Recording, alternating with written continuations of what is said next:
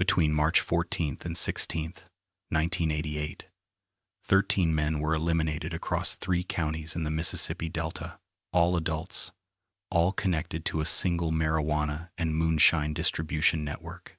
The method was surgical: rifle shots from distance, close-range executions in parking lots, ambushes on dark country roads. The perpetrators weren't rival gangs or cartel enforcers. They were 4 brothers from Greenwood, Mississippi: Marcus, Terrell, DeAndre, and Isaiah Johnson, moving through the Delta like avenging angels, methodically erasing everyone connected to a broken promise. The Mississippi Bureau of Investigation would later call it the most calculated family elimination in Delta history.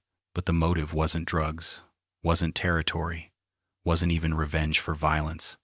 It was $47,000, a handshake deal, and a sacred oath the Johnson brothers had sworn at their mother's grave.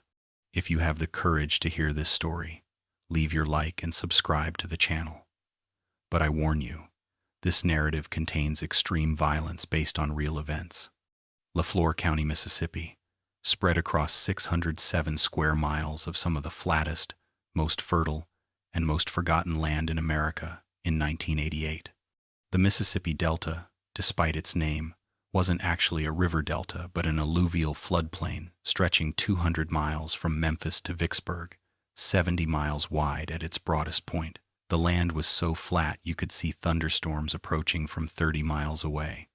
Population in Lafleur County hovered around 37,000, down from 47,000 in 1970, when cotton was still king and the factories were still running. Greenwood, the county seat, held about 21,000 souls who knew each other's business, each other's secrets, and each other's debts going back generations. The city sat where the Tallahatchie and Yalobusha rivers merged to form the Yazoo, giving it strategic importance during cotton's glory days. Now it was just another Delta town watching its young people leave and its buildings crumble.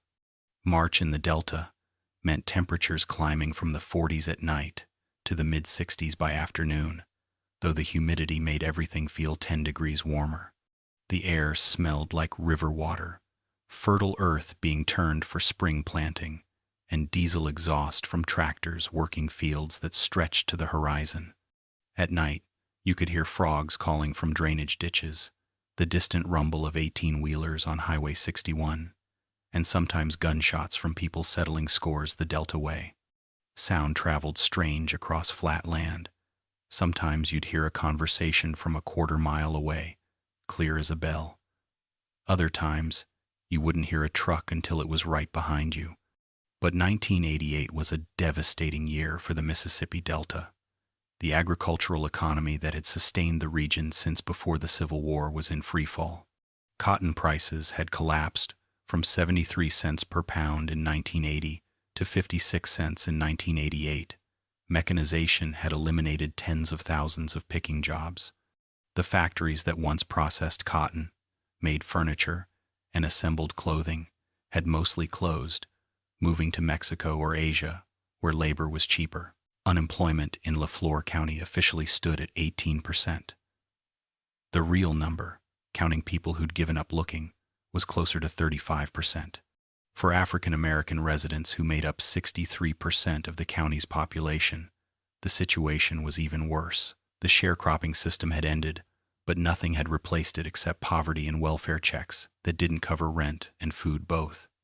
In that economic wasteland, people turned to what the Delta had always provided when legal work disappeared: illegal enterprise. Marijuana grown in clearings, deep in the bottomland hardwood forests.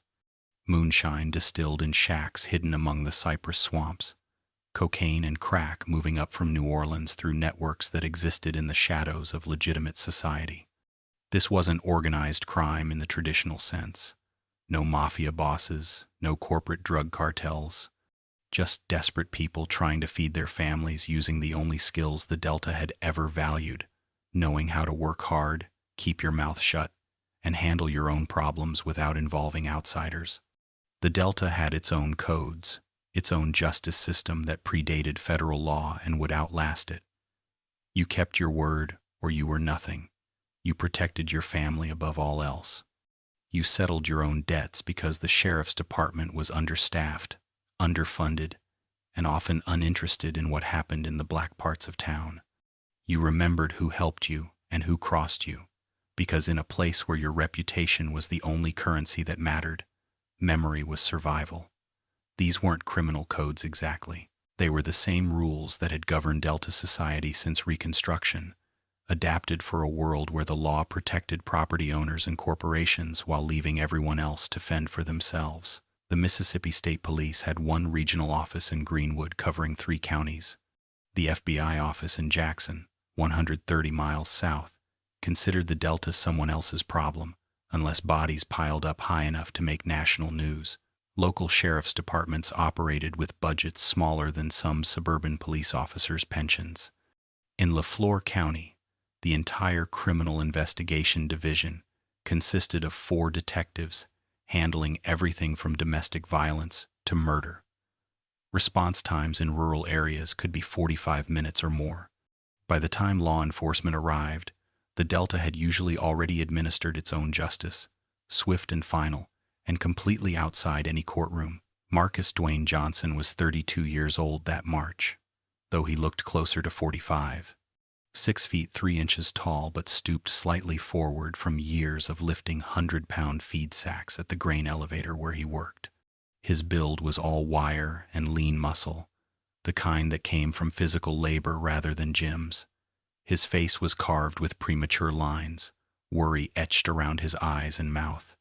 A thick scar ran along his right forearm, souvenir from a knife fight when he was 19, defending his youngest brother from older boys who thought they could punk a kid whose daddy was dead.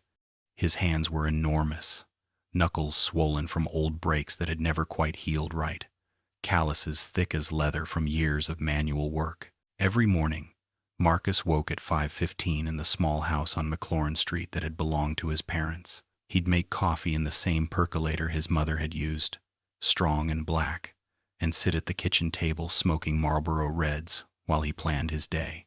He didn't talk much in those early hours, just sat, smoked, drank coffee that could strip paint, and thought about the weight he carried. By 6:30, he'd be at Delta Grain and Feed on Highway 82, running the forklift, loading trucks, managing inventory for $9 an hour that barely covered the mortgage and utilities for a house that needed repairs he couldn't afford. He'd never married, never had time to build a life of his own. Their father, David Johnson, had been killed in 1976 when Marcus was 20, shot during a gas station robbery where he'd been pumping diesel into his truck at the wrong time. Their mother, Caroline, had died of a stroke in 1983, worn down by grief and poverty and the strain of raising 4 boys alone. Marcus had been 27 when he became both mother and father to Terrell, who was 24, DeAndre, who was 21, and Isaiah, who was only 17 and still in high school. What Marcus valued most wasn't money, though God knew they needed it with 4 adults living on his wages and whatever his brothers could scrape together. What he valued was family, the only thing their parents had left them. The Johnsons took care of each other. They protected each other. They stood together against a world that had taken everything else. At their mother's funeral, standing in the rain at the black section of Greenwood Cemetery, Marcus had made his brothers place their hands on her casket and swear an oath. Blood protects blood. Always, no matter what. They'd sworn it then, meant it then, and Marcus had spent every day since trying to keep them together, keep them fed, keep them alive in a place designed to grind people like them into dust. Terrell James Johnson was 29 that March, standing 5'11" with a stocky, powerful build from years of loading trucks at a warehouse on the south side of Greenwood. Where Marcus was quiet and calculating, Terrell was the emotional core of the family, the one who felt everything intensely and showed it. He had their father's wide face and their mother's expressive eyes that could go from laughter to fury in seconds. He dropped out of Delta State University after 1 semester when their mother got sick, came home to help Marcus keep the family together, and never made it back to school. He worked at Simmons Wholesale Distribution, moving boxes of auto parts and industrial supplies for $8.50 an hour, money that went straight to the household account Marcus managed. Terrell had a girlfriend, Cassandra, who worked at the Piggly Wiggly and dreamed of getting married and leaving Mississippi for somewhere with actual opportunities. But Terrell couldn't leave his brothers, wouldn't abandon the only family he had left, so those dreams stayed dreams while the Delta kept grinding. DeAndre Marcus Johnson was 26, the quiet one, the thinker who spoke maybe 20 words a day but didn't miss anything. 6 feet even, slim build, with a scar through his left eyebrow from a childhood accident involving their father's truck and a moment of poor judgment. He worked at Big B's Auto Repair on Johnson Street, was brilliant with engines, could diagnose problems by sound alone.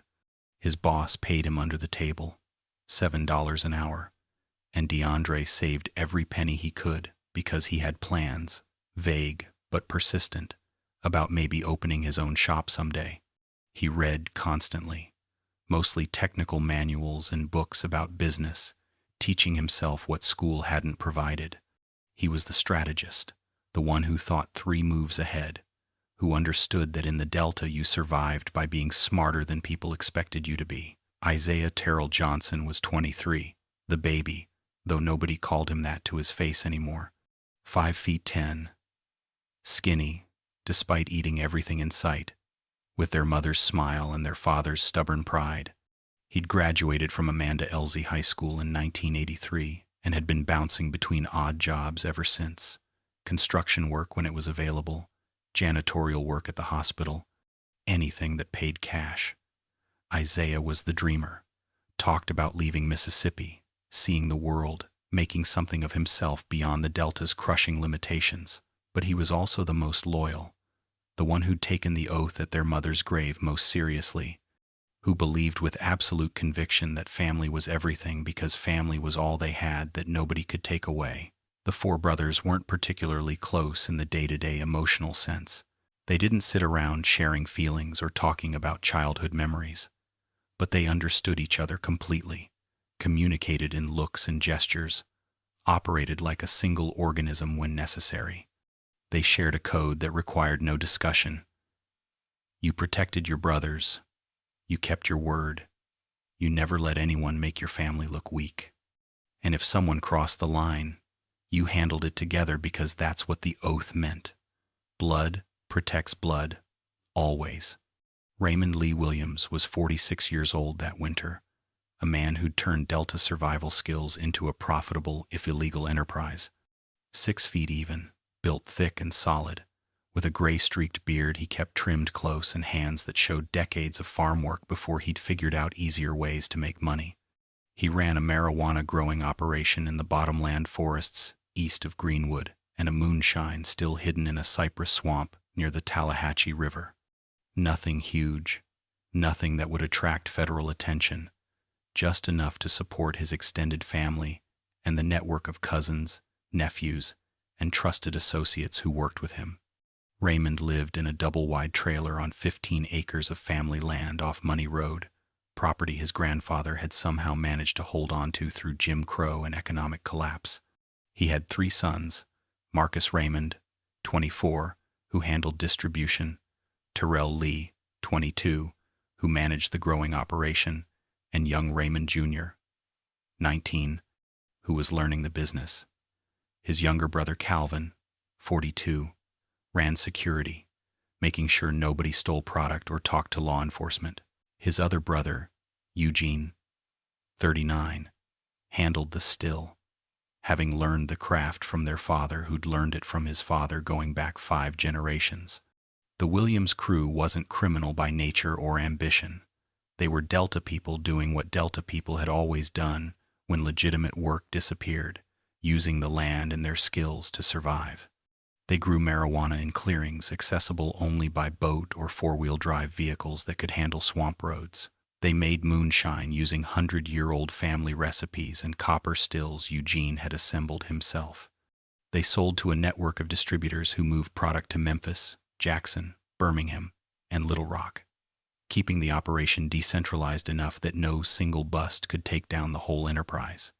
The money was good, better than anything legal work offered, and it kept 3 families fed and housed without asking for government assistance that came with surveillance and strings attached. Raymond Williams and Marcus Johnson had known each other for years. Not friends exactly, but respectful acquaintances who understood each other's situations. They'd gone to the same high school, though Raymond was 14 years older. They'd crossed paths at the grain elevator, where Raymond sometimes bought feed for the chickens and goats he kept as legitimate cover. In 1986, they'd started working together. The Johnson brothers would provide muscle when Raymond needed product moved or protected. They'd handle security during large transactions, when having 4 intimidating men present prevented buyer's remorse. In return, Raymond paid them well, $200 to $500 per job, cash money that helped Marcus keep his family afloat when the grain elevator cut his hours or DeAndre's boss couldn't make payroll. For 2 years, the arrangement worked perfectly. The Johnson brothers were reliable, professional, kept their mouths shut. Raymond was fair, paid on time, never asked them to do anything that would bring heat they couldn't handle. They built trust slowly, the Delta way, through consistency and keeping their word.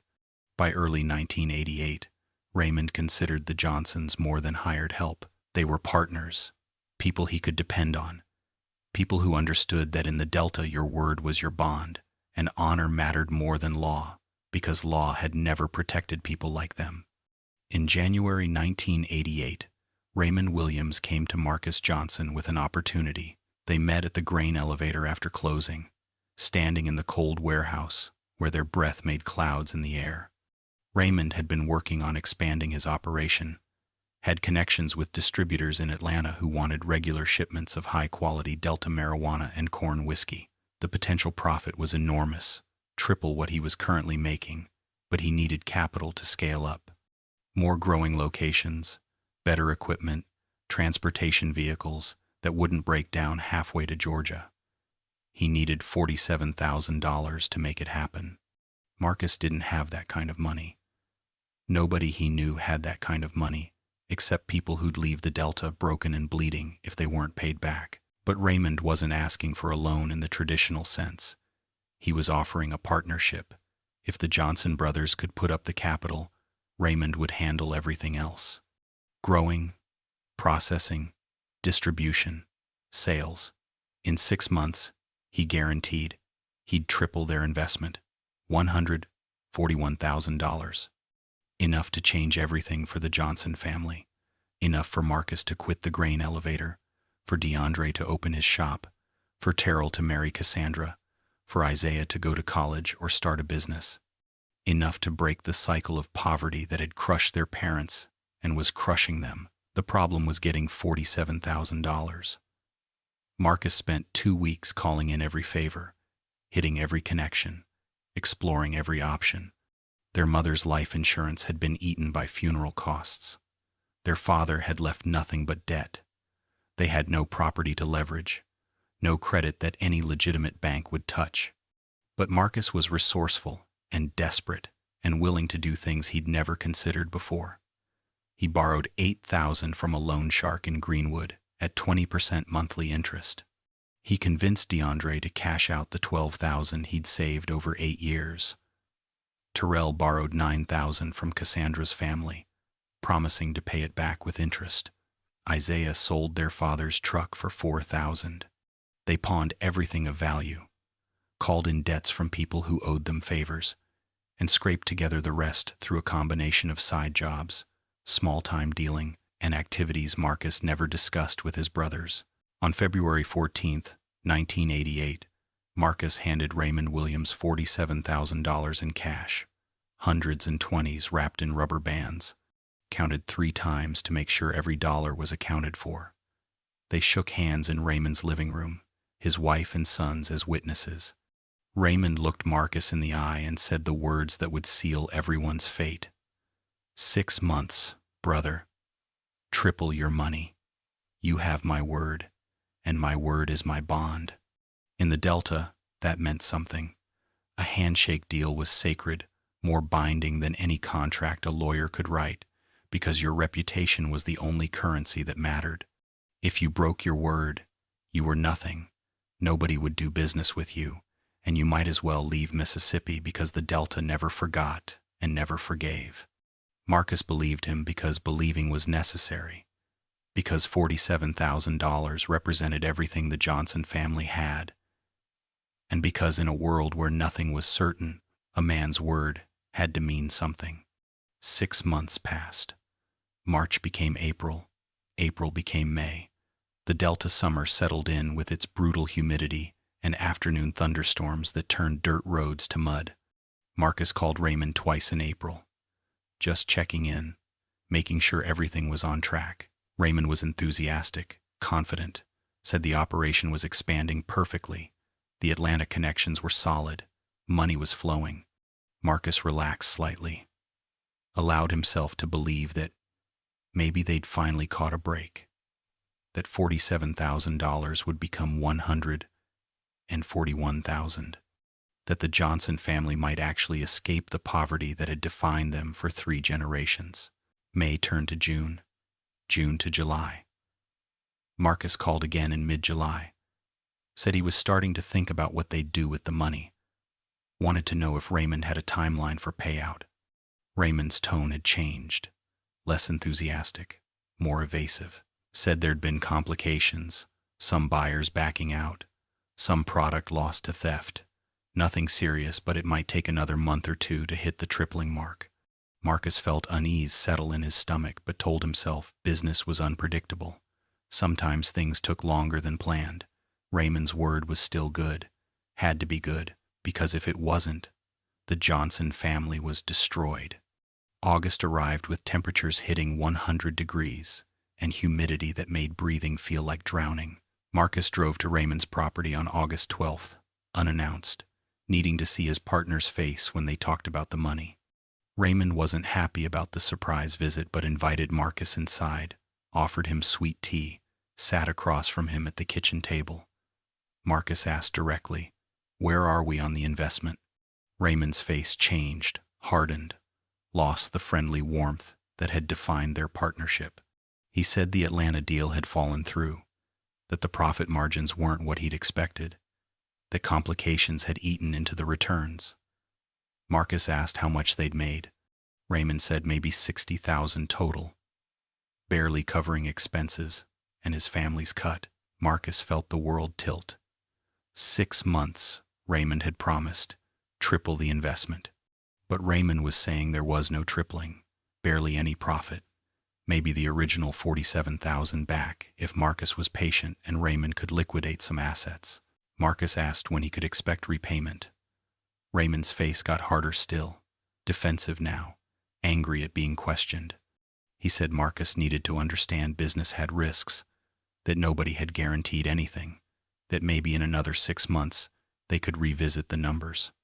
Marcus reminded him about the handshake, the promise, the word given with witnesses. Raymond stood up, his size suddenly threatening, and said something that changed everything. "What you gonna do about it, Marcus? Sue me? Go to the police about illegal drug money? You gonna take me to court?" The disrespect hung in the air like gun smoke, impossible to ignore, impossible to answer with anything except violence. Because Raymond was right about one thing.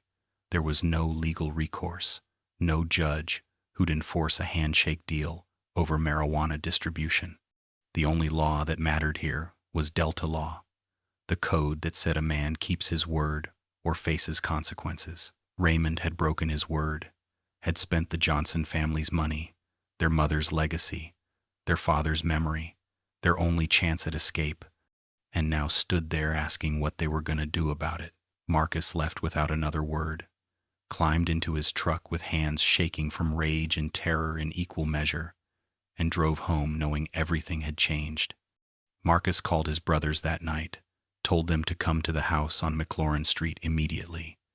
Terrell arrived first, then DeAndre, finally Isaiah.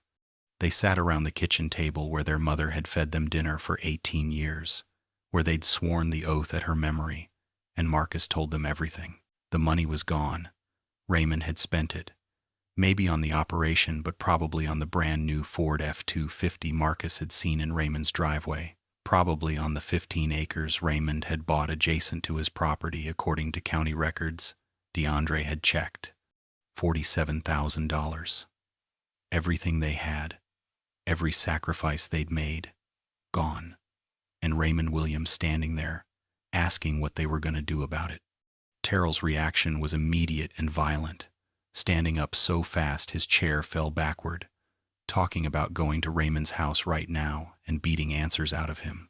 DeAndre was quieter, but his jaw was clenched tight enough to crack teeth, his mind already working through scenarios and consequences. Isaiah looked like he might cry or vomit, the realization settling in that the money he'd gotten from selling their father's truck, the last physical thing they'd had of him, was gone.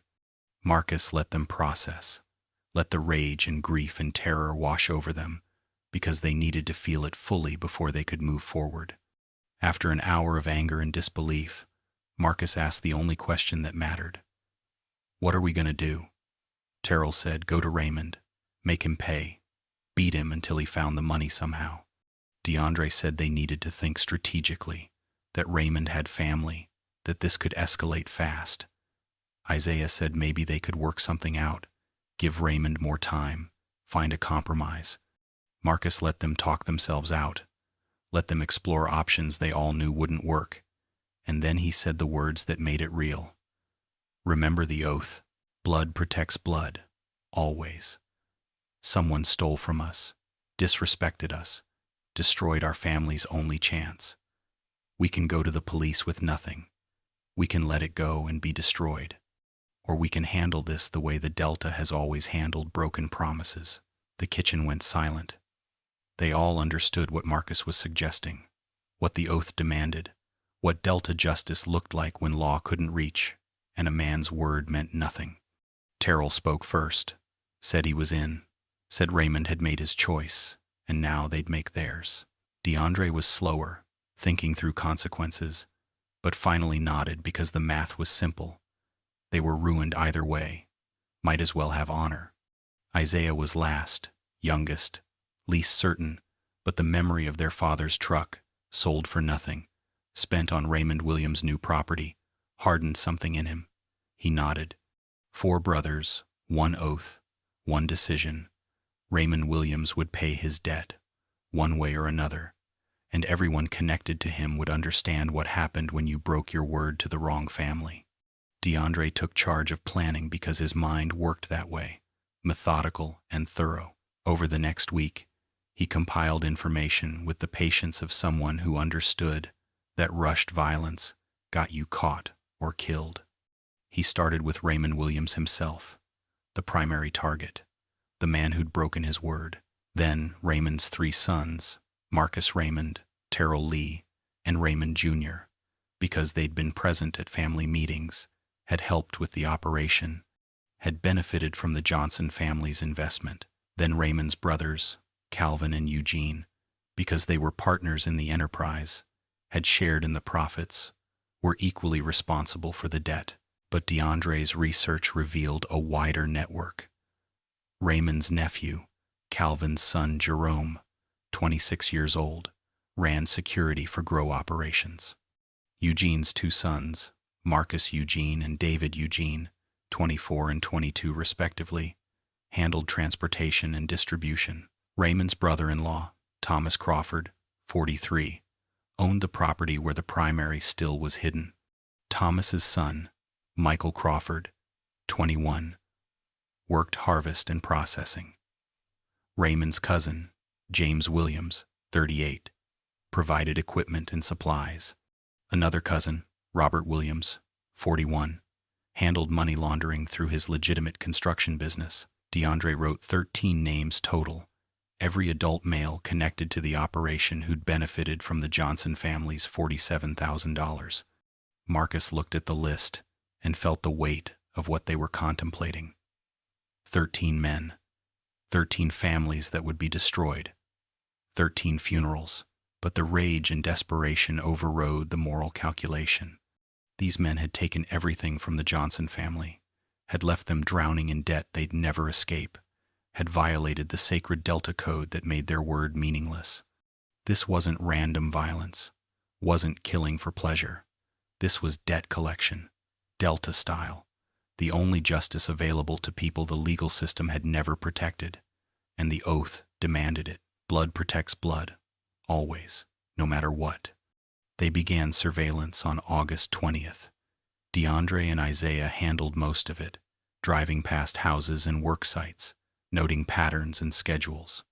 Marcus Raymond Williams worked at a garage on Highway 82, usually left around 6 in the evening. Terrell Lee Williams managed grow sites, moved between locations on a 3-day rotation. Raymond Jr. worked construction, had a girlfriend he visited most Thursday nights. Calvin Williams provided security at Raymond's property most evenings. Eugene Williams ran the still on a schedule determined by fermentation cycles, usually present Wednesday through Friday. The others had their own patterns, predictable because people are creatures of habit, especially people who don't expect violence. The brothers didn't discuss backing out. That option had vanished the moment Marcus invoked the oath. They were committed now, bound by promises made at their mother's grave, and the code that said, "You protected family above all else, even above your own soul." They acquired weapons over 2 weeks. Nothing traceable, nothing that would connect back to them. A Remington 700 hunting rifle with scope purchased from a private seller in Greenville for cash. A Mossberg 500 shotgun bought at a pawn shop in Clarksdale. 238 revolvers acquired through a connection of Terrells who didn't ask questions. They practiced at an abandoned gravel pit east of Greenwood, making sure they could hit targets at varying distances, because this had to be done right. 13 men, 3 nights. No witnesses, no survivors, no mercy for people who'd shown them none. March 14th, 1988, arrived with temperatures in the low 50s and an overcast sky that threatened rain, but delivered only thick humidity and darkness that felt heavier than usual. The Johnson brothers had been planning for 3 weeks, refining the approach, minimizing risk, accepting that they'd likely be caught eventually, but determined to complete the debt collection first. Marcus had taken vacation days from the grain elevator. Terrell had called in sick to the warehouse. DeAndre told his boss he had family business. Isaiah had no job to explain his absence from. They were free, untethered, committed to 3 nights that would define the rest of their lives. Raymond Jr. Williams was first, not because he deserved it most, but because he was easiest. 19 years old, working construction, lived in a small rental house near the railroad tracks on the east side of Greenwood. Thursday night meant visiting his girlfriend, Teresa, who lived with her parents on the north side. He'd leave her house around 10:30, drive home alone on empty streets, park in his driveway, walk to his front door without looking around because why would he? DeAndre and Isaiah handled this one, Marcus and Terrell providing backup 2 blocks away in case something went wrong. They parked on the street behind Raymond Jr.'s rental house at 9:45, waiting in darkness with the truck engine off and windows cracked to prevent fogging. Isaiah had the .38 revolver. DeAndre had the other. At 10:42, headlights appeared. Raymond Jr.'s primer gray Chevy pulling into the driveway. He climbed out, young and relaxed, whistling something Isaiah couldn't identify. Raymond Jr. walked toward his front door, keys in hand, completely unaware. Isaiah stepped from behind the truck at 15 feet distance, called Raymond's name once. Raymond Jr. turned, confused, squinting into darkness trying to identify the voice. Isaiah shot him twice in the chest, the sound enormous in the quiet neighborhood, echoing off houses and pavement. Raymond Jr. fell backward against his front door, slid down, leaving a smear, tried to say something but only blood came out. DeAndre walked closer, verified the kill, and they left, walking not running, climbing into the truck and driving away at normal speed while lights started coming on in surrounding houses. 2 hours later, 11 miles away at a roadhouse called Big Mike's on Highway 49, Jerome Williams and Marcus Eugene Williams were drinking beer and shooting pool, celebrating a successful grow harvest that would net them both serious money. They were Raymond Williams' nephew and Eugene Williams' oldest son, respectively, both 26 years old, both invested in the family operation. both having benefited from the Johnson family's investment without giving it a second thought. Marcus and Terrell Johnson walked into Big Mike's at 12:37 a.m. Friday morning now, the bar mostly empty, except for 4 people at the counter and 2 men playing pool in the back. Marcus walked straight to the pool table while Terrell stood by the door, blocking the exit. Jerome looked up, recognized Marcus, smiled because they'd met during business dealings. "Marcus Johnson, what you doing out here?" The smile died when he saw the Mossberg shotgun Marcus was raising. Jerome tried to run, but there was nowhere to go. Marcus shot him once in the chest from 8 feet away, the blast destroying Jerome's ribcage and throwing him backward into the wall. Marcus Eugene grabbed for something in his jacket, maybe a weapon, definitely too slow. Terrell shot him twice with the .38 revolver. Both shot center mass. Marcus Eugene collapsing across the pool table and sliding to the floor. The 4 people at the counter screamed and dropped. Marcus and Terrell walked out, climbed into their truck, and drove south toward Itabena, where the next target lived, leaving 3 bodies in 90 minutes. Raymond Williams knew something was catastrophically wrong when the Mississippi Bureau of Investigation knocked on his door at 6:30 Friday morning. 3 bodies overnight, all connected to his operation, all young men who worked for him. Special Agent Thomas Crawford, no relation to Raymond's brother-in-law, stood on the porch with 4 other agents and asked if Raymond had any idea who might be targeting his family. Raymond knew exactly who, felt it in his bones, but said nothing because admitting knowledge meant admitting the business, the broken promise, the $47,000 he'd spent on land and trucks and equipment, instead of tripling like he'd guaranteed. He told the agents he had no enemies, suggested maybe rival dealers, gave them nothing useful because cooperation meant prison and exposure meant everyone connected went down.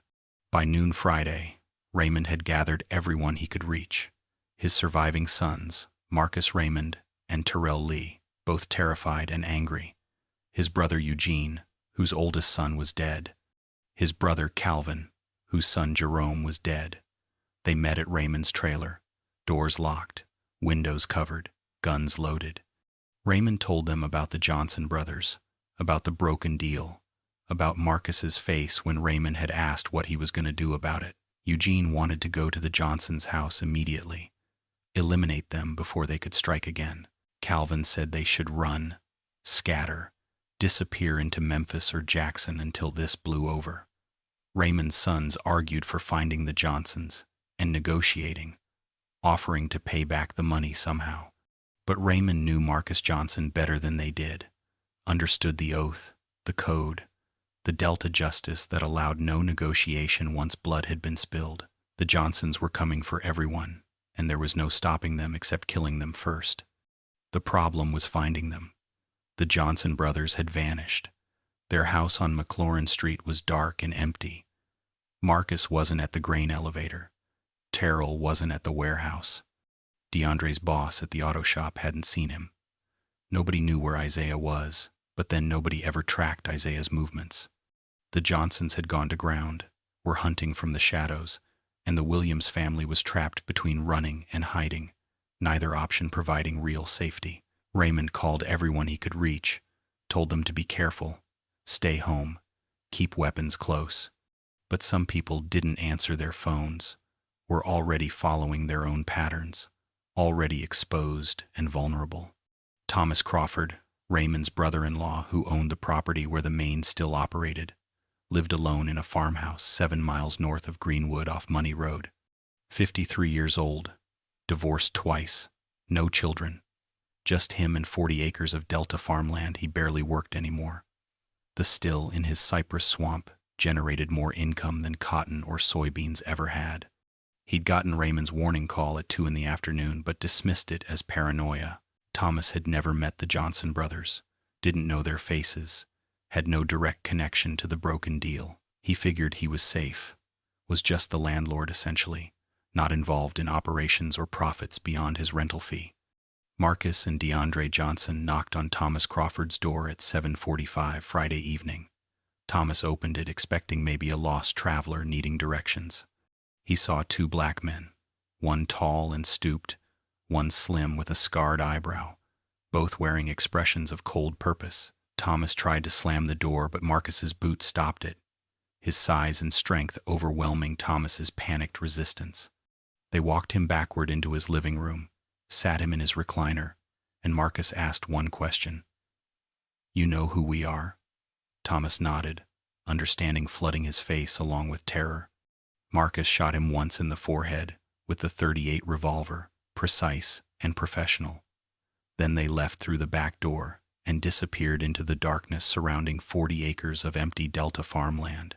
Michael Crawford, Thomas's nephew who'd worked harvest and processing, was 21 years old and lived in a small apartment above a barber shop on Main Street in Greenwood. He'd heard about the killings, understood his family was being targeted, but figured staying in town with people around provided safety. He was wrong. Terrell and Isaiah found him at 9:20 Friday night, waited in the stairwell leading to his apartment. Michael came home from his girlfriend's house, climbed the stairs with music playing in his headphones, never heard them waiting. Terrell stepped behind him at the top landing, wrapped an arm around Michael's throat, held him while Isaiah shot him twice in the chest. Michael's body tumbled down the stairs, came to rest in a twisted heap at the bottom. They walked out through the barber shop's back entrance, 2 more shadows in a town full of them. By Saturday morning, 8 men were dead across LaFleur and Sunflower counties. The Mississippi Bureau of Investigation had established a task force. The FBI's Jackson office had sent agents north. Every law enforcement agency in the Delta was mobilizing, but they were 12 to 24 hours behind the violence, arriving at crime scenes after the Johnson brothers had vanished. The pattern was clear. Systematic elimination of everyone connected to Raymond Williams' operation, but proving who was responsible required catching them in the act or finding physical evidence, and the Johnsons were too careful, too methodical, leaving nothing behind except bodies and terror. Raymond Williams had barricaded himself in his trailer with his surviving sons and brothers, 7 men total, all armed, all watching the access road that led to his property. They'd called everyone in the network, warned them to hide or run. But James Williams and Robert Williams, Raymond's cousins who'd provided equipment and money laundering services, had decided hiding together was safer than separating. They'd holed up in James's house on the west side of Greenwood, 3 blocks from a police substation, figuring proximity to law enforcement provided protection.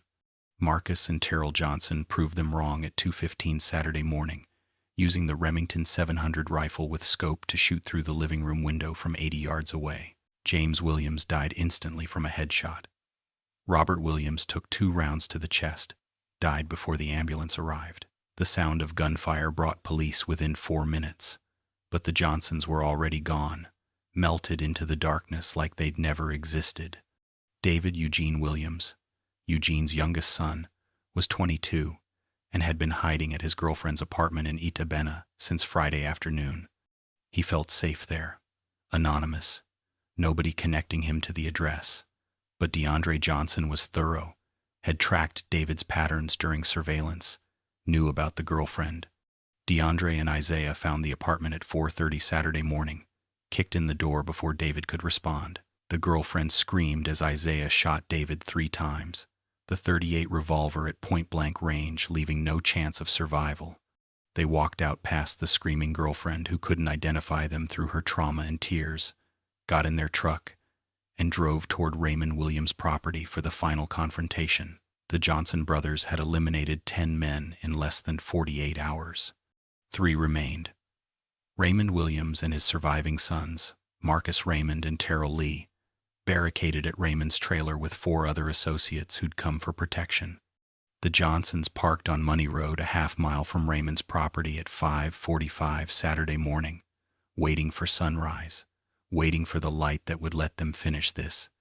They didn't talk about the men they'd killed, the families they'd destroyed, the line they'd crossed that no human being should cross. They'd stopped being human somewhere around the 3rd or 4th body, had become instruments of Delta justice, avatars of the oath they'd sworn, proof that broken promises carried consequences no law could prevent. At 6:32, as the sun broke the horizon and spread golden light across flat delta fields. The Johnson brothers walked toward Raymond Williams' trailer. They spread out, Marcus and Terrell approaching from the front, DeAndre and Isaiah circling to the rear. They had the Remington rifle, the Mossberg shotgun, and both revolvers.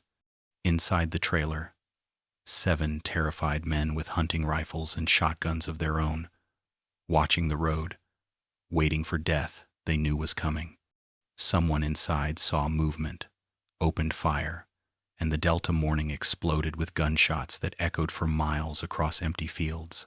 The Johnsons returned fire with methodical precision, not spraying bullets but placing shots with purpose. Marcus used the Remington to shoot through the trailer's thin walls, hitting Marcus Raymond Williams in the shoulder and chest. Terrell fired the Mossberg through the front window, catching one of Raymond's associates in the face. DeAndre and Isaiah circled, shooting through the rear windows, creating crossfire that made defense impossible. The fight lasted 11 minutes that felt like hours. Raymond Williams tried to escape through the back door and ran directly into Isaiah Johnson, who shot him 4 times with the .38 revolver, kept shooting until Raymond collapsed face down in the mud behind his trailer, the man who'd broken his word bleeding out in the dirt. Terrell Lee Williams died from a rifle round through the kitchen window. The 4 associates either died or fled, wounded into the surrounding fields where they'd later be found by law enforcement. When the shooting stopped, 5 more men lay dead or dying, bringing the total to 13 across 3 nights, exactly the number DeAndre had written on his list. The Johnson brothers walked away from Raymond Williams' property as police sirens wailed in the distance, finally converging on the right location but arriving too late to stop the massacre that had already concluded. The full scope of the carnage became clear as Saturday morning progressed and investigators connected crime scenes across 3 counties. 13 men dead, ranging in age from 19 to 53, all African American, all connected to the same illegal operation, all eliminated with clinical precision over 60 hours. Mississippi had never seen anything like it. This level of methodical family elimination, this kind of calculated vengeance, executed with military efficiency. The Mississippi Bureau of Investigation established a command post in Greenwood, coordinating with local sheriff's departments, state police, and the FBI agents who'd arrived from Jackson and Memphis. Special Agent Thomas Crawford led the investigation, though the connection between him and victim Thomas Crawford was pure coincidence that made everything feel more surreal. Evidence was everywhere because the Johnson brothers hadn't tried to hide. Shell casings from 3 different weapons at multiple scenes, tire tracks from their truck at 2 locations, eyewitnesses who'd seen 4 black men, brothers likely, working together with frightening coordination. The girlfriend who'd watched David Eugene Williams die could describe Isaiah and DeAndre in detail. The bartender at Big Mike's had seen Marcus and Terrell clearly before they'd opened fire. The pattern was obvious. 4 men, related, systematically eliminating everyone connected to Raymond Williams. The question was identity, and that answer came within hours through basic detective work and community sources who understood exactly what had happened and why. Marcus Johnson's name surfaced first. Multiple people remembered Raymond Williams and Marcus having a business relationship, remembered seeing them together, remembered hearing about some kind of deal that had gone wrong. The loan shark who'd fronted Marcus $8,000 in January got nervous when bodies started piling up, called the police to protect himself. He explained about the $47,000 Marcus had been assembling. Cassandra's family remembered Terrell borrowing $9,000, money that was never repaid.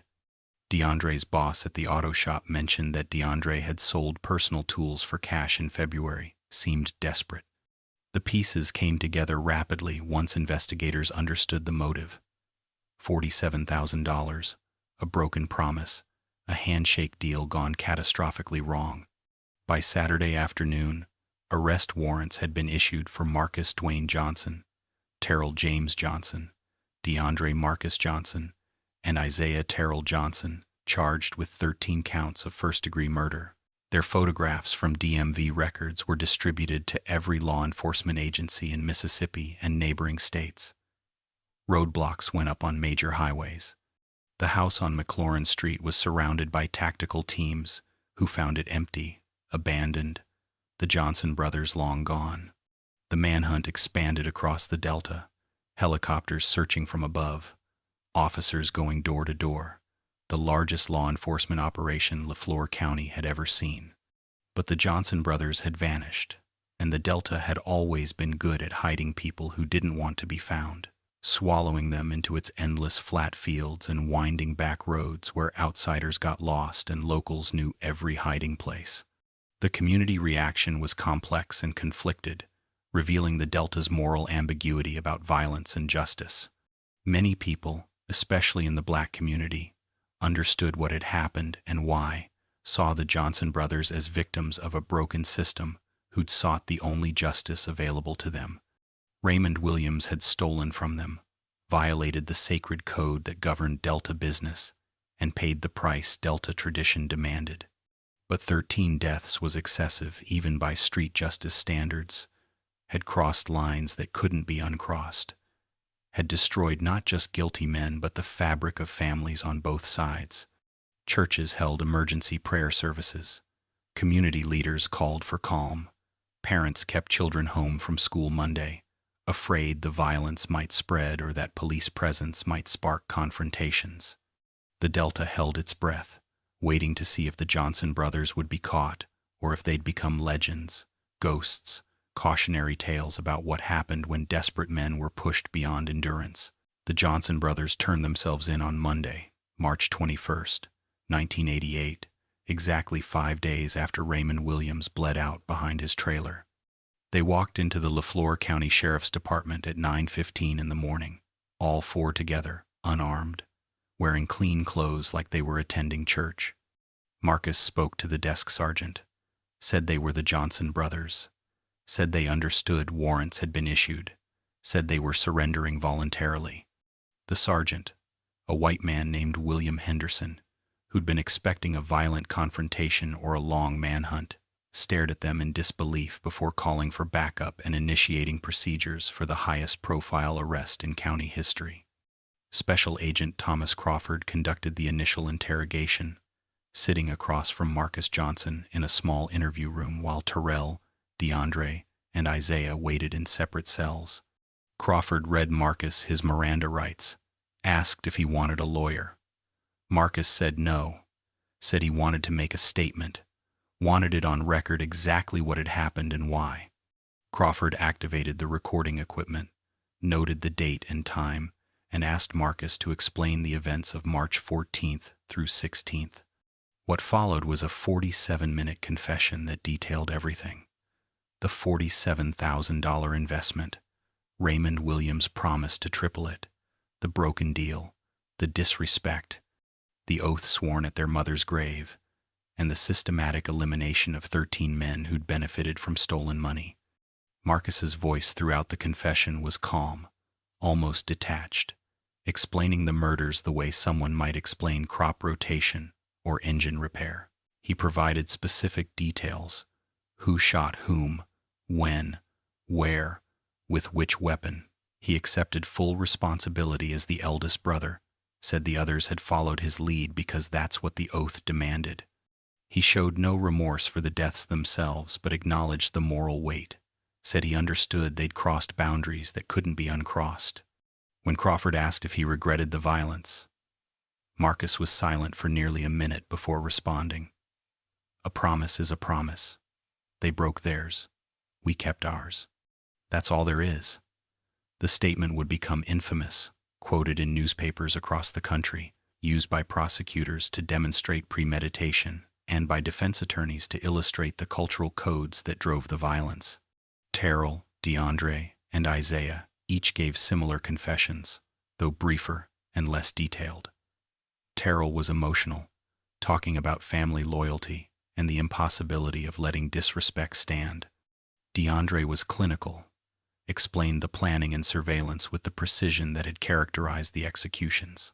Isaiah was the most conflicted, admitted he'd struggled with the decision but ultimately couldn't abandon his brothers. All four made clear they'd acted together, that responsibility was shared equally, that separating ringleader from follower was impossible when the oath bound them as one. The confessions eliminated any possibility of defense based on factual disputes.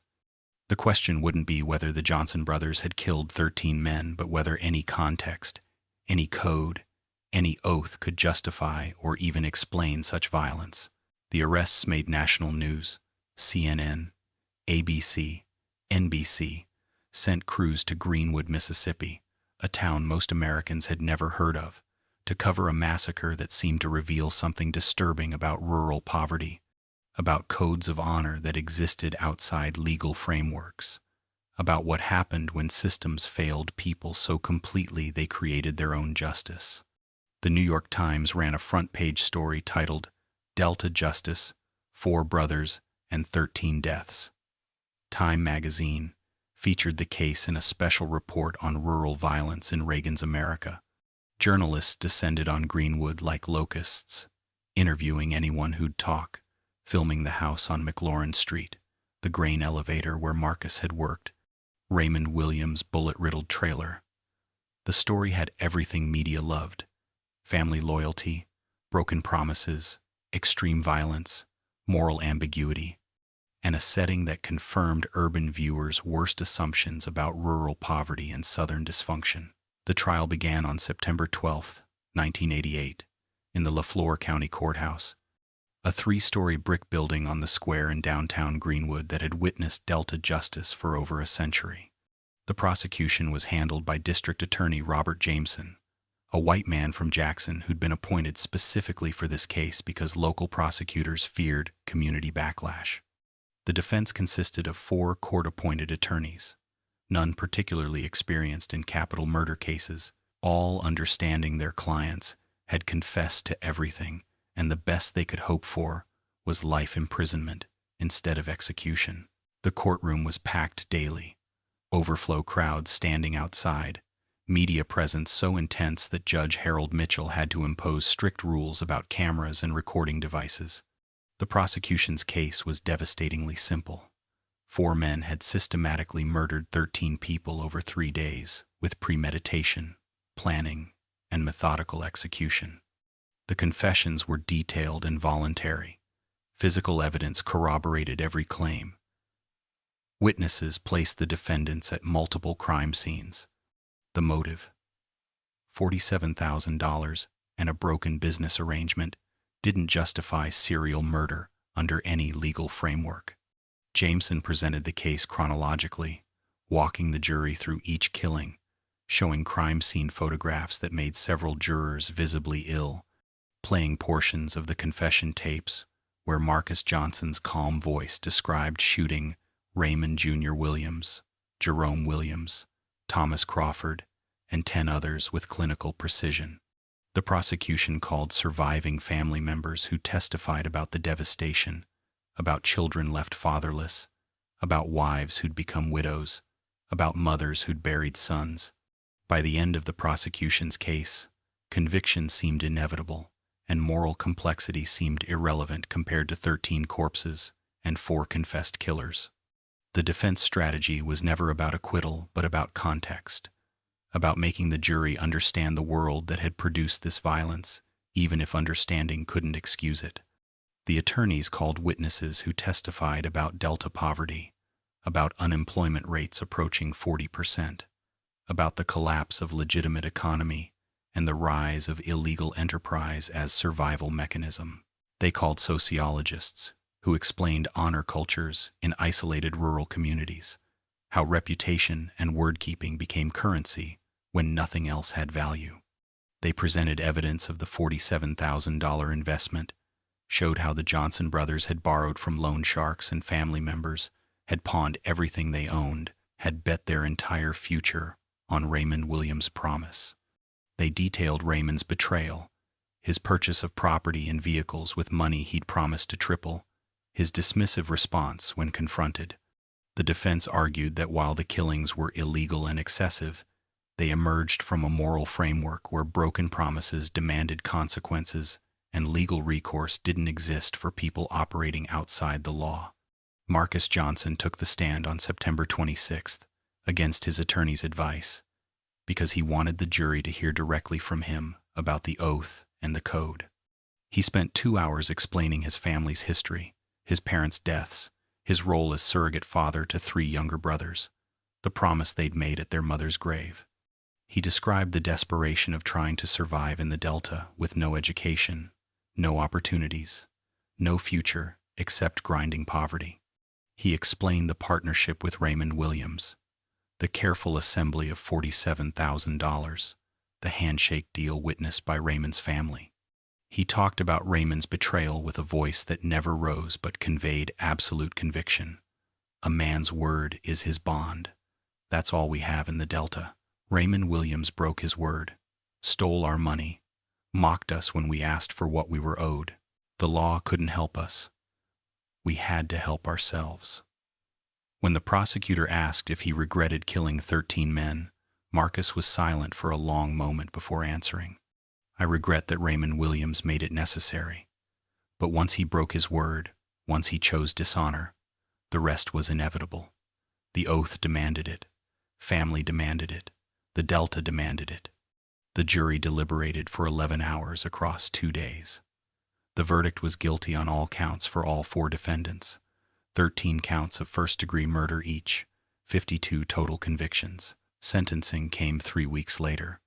Judge Mitchell, a black man who'd grown up in the Delta and understood the codes even as he rejected them, gave each Johnson brother life imprisonment without possibility of parole on each count, sentences to run consecutively. He explained his reasoning from the bench, his voice heavy with the weight of judgment. You killed 13 men, destroyed dozens of families, violated every law that holds society together.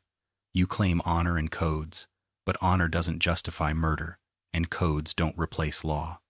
You had choices. You could have walked away, could have accepted the loss, could have found legal work and rebuilt slowly. Instead, you chose violence, chose to become executioners, chose to answer dishonor with massacre. The Delta will remember you, but not as heroes, as cautionary tales about what happens when men confuse revenge with justice. The Williams family survivors scattered like leaves in a hurricane, unable to remain in Lafleur County where every street corner held memories of violence and every neighbor knew their connection to the massacre. Raymond Williams' widow, Patricia, moved to Memphis 3 months after the trial, taking her grief and her shame to a city where nobody knew her husband had broken a promise that killed 13 men. She changed her last name, found work as a clerk at a grocery store, lived quietly in a small apartment, and never spoke about March 1988. She died in 2003 of heart failure at 61 years old, her obituary making no mention of Raymond or the sons she'd lost.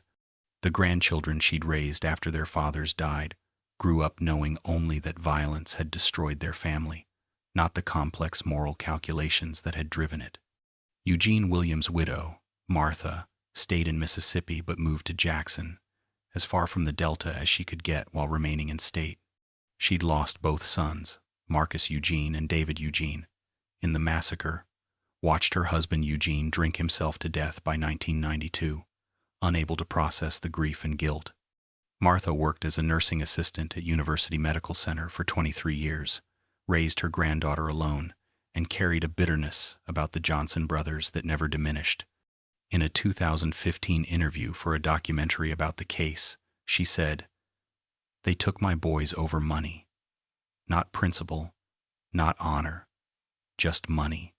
And they're in prison being fed and housed while my sons are in the ground. There's no justice in that. There's no balance." Driven by her grandmother's stories to believe in legal systems even when they failed, to pursue justice through courts rather than violence, Calvin Williams' family fractured completely. His widow blamed him for getting their son Jerome involved in the illegal operation, blamed Raymond for the broken promise, blamed the Johnson brothers for the executions, and ultimately blamed herself for not seeing the danger and pulling her family away. She attempted suicide in 1990, survived, spent time in psychiatric care, and eventually found some peace through faith and community service. She worked with at-risk youth in Greenwood, trying to prevent other families from following the paths that had destroyed hers. She told young men about Jerome, about how easy it was to slip into illegal work when legitimate opportunities didn't exist, about how quickly violence could erase futures. Some listened, some didn't, but she kept trying because it was the only meaning she could extract from meaninglessness. The Johnson family faced different but equally devastating consequences. Marcus Johnson's name became synonymous with both honor and horror in the Delta, depending on who was telling the story. Some saw him as a man who'd protected his family's dignity when the system offered no protection. Others saw him as a mass murderer who'd valued money over human life. Cassandra, Terrell's girlfriend who'd lent $9,000 to the investment, broke off their relationship immediately after the arrests. She moved to Atlanta, married someone else, built a life far from Mississippi and the memory of a man she'd loved who'd become a killer. She never got her money back, considered it the price of escaping a world where handshake deals led to massacres. DeAndre's boss at the auto shop closed his business in 1989, unable to reconcile his memory of a quiet, brilliant mechanic with the reality of a man who'd helped kill 13 people. The grain elevator where Marcus had worked for 12 years put up a small memorial plaque for the victims, but never mentioned Marcus's name, erasing him from their history like he'd never existed. The children and extended family members on both sides carried trauma that would ripple through generations. Psychologists who studied the case documented post-traumatic stress disorder, anxiety, depression, and substance abuse among survivors that persisted decades later. Children grew up without fathers, mothers without sons, siblings without brothers. Some found ways to process the grief through therapy, faith, or activism. Others turned to drugs or alcohol, violence or suicide, continuing cycles the massacre had started. The two families never reconciled, never sought healing together, remained locked in opposed narratives about honor versus murder that allowed no common ground. Family reunions on both sides were haunted by empty chairs and unspoken names, by the question nobody could answer satisfactorily. How did a broken promise lead to 13 deaths and dozens of shattered lives? Marcus Dwayne Johnson died in Parchman Penitentiary on November 7, 2019, at age 63. Official cause of death was complications from diabetes and heart disease, but those who knew him said he died from carrying the weight of 13 lives for 31 years. He'd spent his entire adult life in Mississippi's most notorious prison, working in the kitchen, keeping to himself, never causing trouble. He'd refused all interview requests, declined to participate in documentaries or books about the case, maintained silence about the massacre, except in one letter he wrote to a pastor in 2012. In that letter, Marcus explained that he understood the moral weight of what he'd done, that he'd crossed boundaries no human should cross, but that the oath and the code had demanded it. I protected my brothers. I kept my word. That's all a man can do in this world. The rest is between me and God.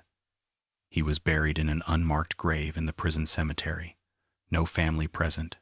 No service beyond what the state provided for indigent inmates. Terrell James Johnson remained incarcerated at South Mississippi Correctional Institution, now 66 years old, eligible for nothing except death behind bars. He'd adapted to prison life better than his brothers, had found faith in his 40s, worked as a chaplain's assistant, and helped younger inmates navigate the system. He'd married a prison volunteer in 2007, a woman named Grace, who'd started corresponding with him after reading about the case and seeing something redeemable in his story.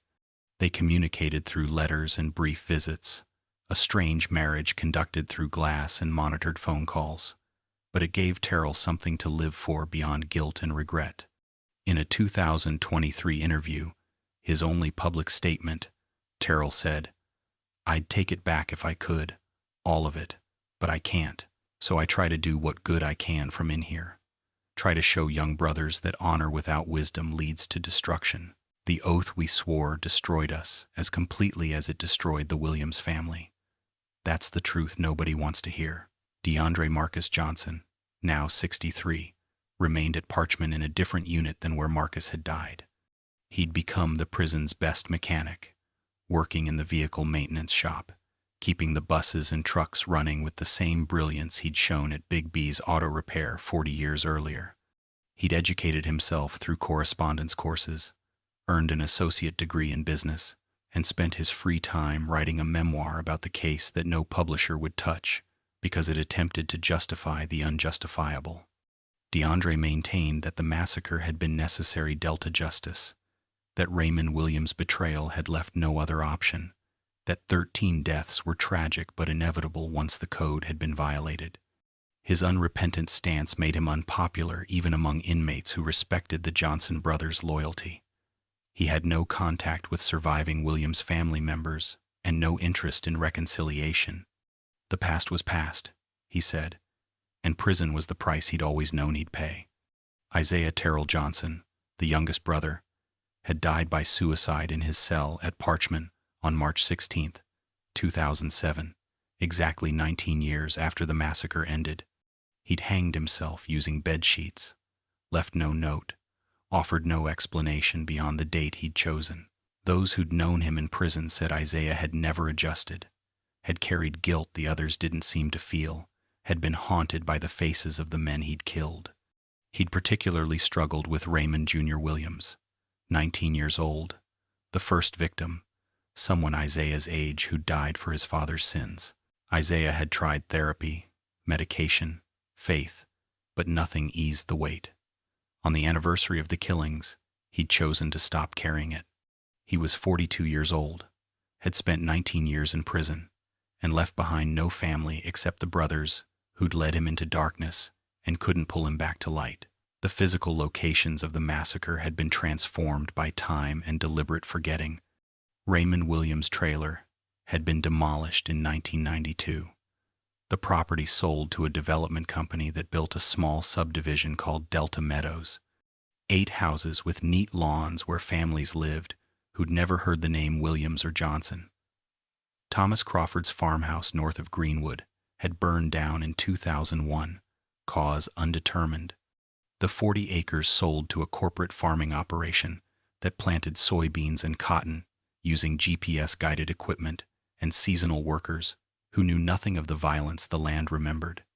The house on McLaurin Street, where the Johnson brothers had grown up, where they'd sworn the oath at their mother's memory, had been seized by the county for unpaid taxes in 1995, sold at auction, and was now a rental property housing college students from Mississippi Valley State University, who sometimes heard stories about the former occupants, but mostly just complained about the plumbing and the landlord's reluctance to make repairs. The Mississippi Blood Oath case, as it became known in criminology textbooks and true crime documentaries, has no heroes and no simple morals. It has 4 brothers who loved each other more than their own futures, and 13 men who made choices, some venal, some merely human, that set tragedy in motion. It has a system that failed at every level, an economy that abandoned the Delta, leaving people with no legal way to survive, law enforcement unable to protect or arbitrate disputes in illegal markets, a culture of honor so rigid it made mass murder seem like the only response to broken promises. Were the Johnson brothers murderers? Yes. They eliminated 13 people with premeditation and planning, locked some in their homes, shot others in parking lots, hunted them across 3 counties without mercy or legal justification. Were they also products of a broken system, raised in a place where codes replaced institutions and survival demanded operating outside the law? Also, yes. The uncomfortable truth is, both things can be true simultaneously. Detective Raymond Walsh, now retired from the Mississippi Bureau of Investigation after 38 years of service, spoke about the case in a 2022 podcast interview. Legally, it's the clearest case I ever worked. 4 men confessed to 13 murders with evidence supporting every detail. But morally, it's the most complex. The Johnson brothers weren't psychopaths or career criminals. They were desperate men in a failed system who followed a code their culture had taught them since birth. Raymond Williams stole from them, violated a sacred trust, and mocked them when they asked for what they were owed, in the Delta in 1988, that demanded a response. The response they chose was monstrous, but the circumstances that drove it were equally monstrous. I've lived with that contradiction for 34 years and still haven't resolved it. The story became legend in Mississippi, a cautionary tale told to teach lessons nobody could quite articulate. Don't make promises you can't keep. Don't underestimate desperate men. Don't mistake silence for acceptance. The Johnson brothers became Delta folklore, their story shifting based on who was telling it and what they wanted to prove. Some versions emphasized honor and family loyalty, painting Marcus and his brothers as tragic figures driven to extremes by systemic failure. Other versions emphasized the body count, the orphaned children, the moral bankruptcy of choosing revenge over life. Both versions were true, both incomplete, both unable to capture the full complexity of what happened when four brothers decided a broken promise justified 13 deaths. The case forced questions America would rather avoid. What do we owe people in communities the economy has abandoned? How do we create justice in places where law can't or won't reach? Is there a line between protecting what's yours and becoming a monster? Or does extreme desperation erase that line entirely? The Johnson brothers crossed a boundary no human being should cross.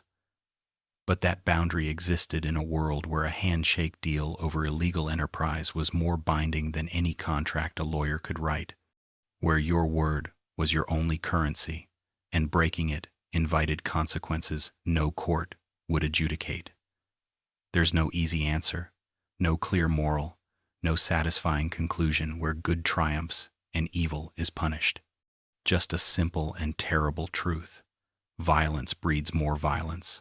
Broken systems create their own monsters, and sometimes the line between justice and revenge becomes so thin it disappears entirely, leaving only bodies and questions and families destroyed on both sides. 36 years have passed since that march in the Mississippi Delta. The region hasn't healed. It's evolved, adapted, found new ways to struggle. Unemployment remains high. Opportunities remain scarce. Young people still leave for cities offering futures the Delta can't provide.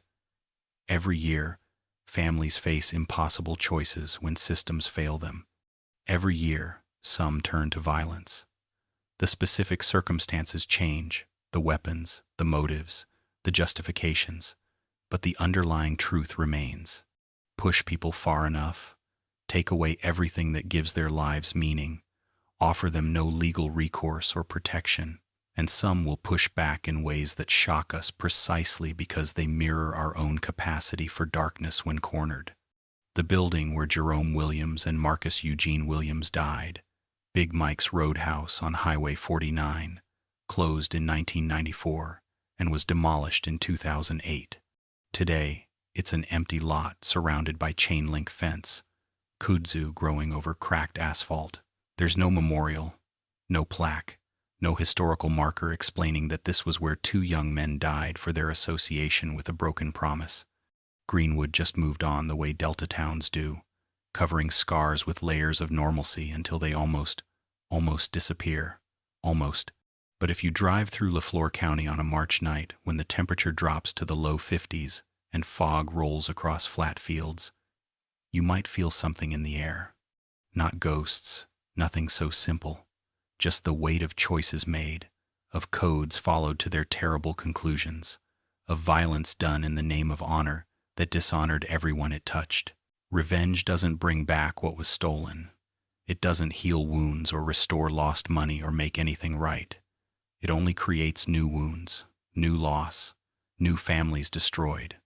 The Johnson brothers protected their honor, but lost their freedom and eventually their lives. They kept their oath but proved that some oaths cost more than their worth.